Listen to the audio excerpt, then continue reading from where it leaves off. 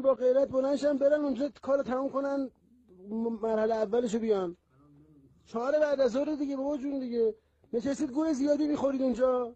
آقا جون مادرتون حرفا رو جدی بگیرید. اون مدارک اگر از اونجا بیاد بیرون، اونجا خوب تخریب بشه، منتها مهم مدارک و عکس و ایناست.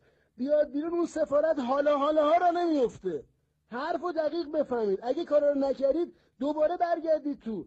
هر چی مدارک هست بیایید بیرون. میخرم، پول میدم. مهدی فیلم از داخل بذار.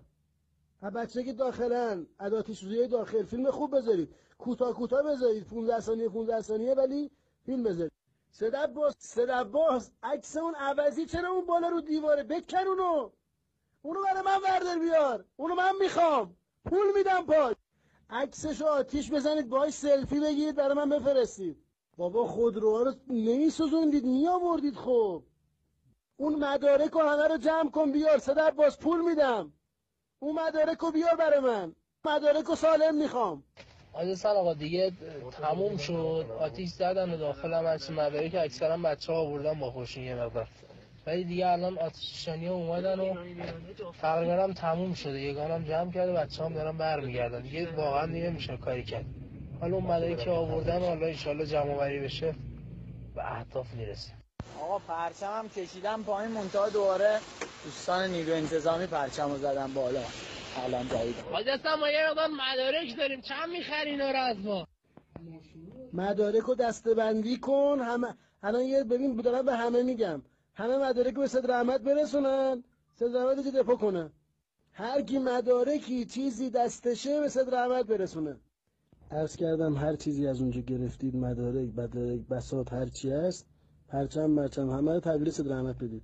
تو بگم چیکار کنن؟ حتما همه همراهی بکنن، ادامه بدن، نشینن، نخوابن، همه تحرک داشته باشن. حالا امشب کوکتل مولوتوف درست کردید، فردا باید پلاکارد بنویسید، پس فردا باید کفن بپوشید، پس اون فردا باید شعار بدید، پس فردا باید سپر انسانی درست کنید، پس اون فردا باید راهپیمایی نمادین کنید. بالاخره باید کار کنید. کار برای اینکه این داستان همون داستانی که ما می‌خواستیم. یه نکته که این صوتی هم که من الان گذاشتم رو هم زحمت بکشید بعد از اینکه خوندید و مطالعه کردید پاک کنید، اینا منتشر نشه جایی. نکته چهارم این که احتمال خیلی زیاد داره که ماشین‌های شما برداشته شده باشه، شما پلاکاشون. یه چند روزی با ماشین تردد نکنید. اگه ماشین هم مال کسی بوده گوشی رو به او بدید، و موتور اگه مال کسی بوده گوشی رو بدید. اونا احتمال زیاد عکس و فیلم و اونجا پر دوربینه دیگه گرفتن و اینا. ممکنه که حالا بخوان، ممکنه بس نخوان. حالا این همراهی که امشب نیروی انتظامی کرده نشون از این میده که دولت و نظام هم اینجا چراغ سبزی رو تقریبا دادن، ولی بالاخره این احتمال است که اطلاعات یا نیروی انتظامی دنبال ماشین‌ها و موتورها و اینا باشه. اینو با دقت برخورد بکنید. هم با شجاعت حرفشون رو بزنن. یعنی هر جا رفتید کسی کم نیاره. همونطور که قبلا صوتا رو گذاشتم بالا، واقعا این موضوع حیثیتی اسلام مسلمینه. من دارم به عنوان حسن کردمیان عرض میکنم اگر به خاطر این موضوع کشته بشم، زندان برم، واقعا علاقه‌مندم. پلیس دیپلمات مصدنی رو سر انگلیس 10 سال پیش گرفته و چی بهش گفت نون ما داره انگلیس میده. غلط میکنه این حرفو میزنه پلیس دیپلمات. پرونده کنید براش. دولت جمهوری اسلامی داره خلاف نظریات آقا عمل میکنه، داره خلاف منویات آقا میره. ما موظفیم آقا رو یا با حکمت یا با سفاهت حمایت کنیم. به دولت باید تفهیم میکردیم، باید کاری انجام میشد که به حول قوه الهی انجام شد. چرا دولت اینقدر منفعله؟ شما اینقدر خیانت کردید که احساسات یک ملت خب جریحه دار شده. این حرفا رو ما نداریم.